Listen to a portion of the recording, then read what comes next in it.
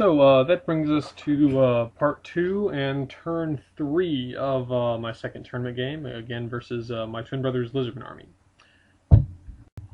Now, as I mentioned before, the scenario is going to allow each player to force the other player to take stupidity checks on all of their units on one turn of the game. And on my turn 3, my brother hits me with that. So all my units have to take stupidity checks, and the ones that are already subject to stupidity are going to be testing at -1 leadership, which includes my mages, because he also has the Plaque of Dominion on his Slon's battle standard. So both my mages are testing for stupidity as well. But the dice treated me well, so I passed all of my checks. And that allowed me to get away with the 2 charges I declared. My Hydra charged the Skinks that were sitting next to his Temple Guard, and my Dark Riders charged his Pterodons. Then my Dark Riders are going to swing around behind his Salamanders and Cold Ones. My other Cold Ones are going to fail their stupidity check and move 3.5 inches forward. And I don't have a picture of it, but my Sorceress is going to fly kind of out of harm's way back towards my battle line to continue casting against him. Now, all of this is going to matter less and less as we go along, because my next magic phase is going to decide the game. I cast Pit of Shades on his Slon Mage Priest, and he no longer had, his only Dispel Scroll was on his Skink Priest on the Stegodon, which was killed last turn without being able to use it. So he had only Dispel dice. I got a high result, but he wasn't able to stop it with dice. And then he failed his Lookout Sir on the Slon and his initiative check. So his Slon was instantly killed, and I mean, at this point, his luck has just been so fantastically bad. I mean, it's just clearly deciding the game. With my other shooting, now that his Salamanders are out of crew and not terribly threatening, I'm going to shoot his Cold Ones, and I hit him with a bunch of crossbows, and he fails 3 armor saves, but passes his panic check. And in close combat, my Hydra charged that unit of 4 Skinks or whatever, and obviously they're all killed, and so my Hydra is going to overrun into the flank of his Temple Guard. Now, his Temple Guard are no longer immune to psychology because the Slon's not there anymore, so they're going to have to take a terror check, and they fail it, flee, and then they hit his Salamanders and then his Cold Ones, so they're actually going to wind up all the way over on the other side of the board right there. And again, I forgot to take a picture, but my Dark Riders that charge his Pterodons just choke their rolls horribly. So they're, I think they're going to cause like 1 wound and wind up losing combat, and then they're going to fail their leadership check. So they're way off over on the side, but the Pterodons elect not to pursue.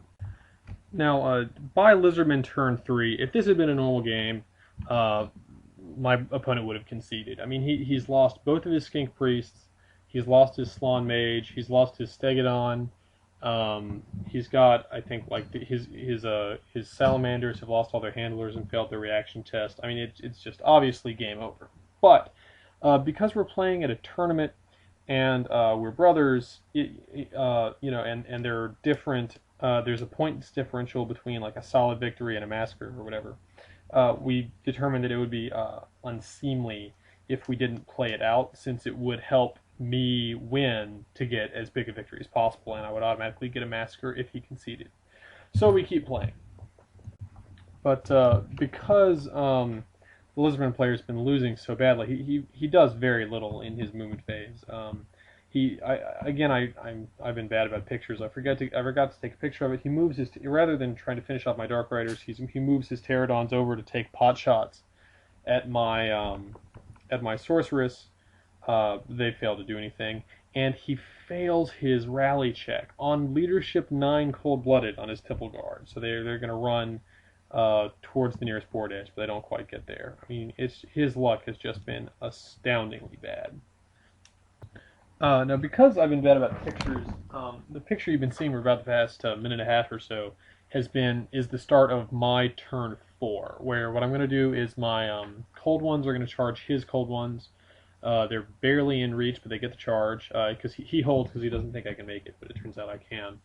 I'm also going to charge his Salamanders with my Hydra, and point my Dark Riders at the flank of his Temple Guard.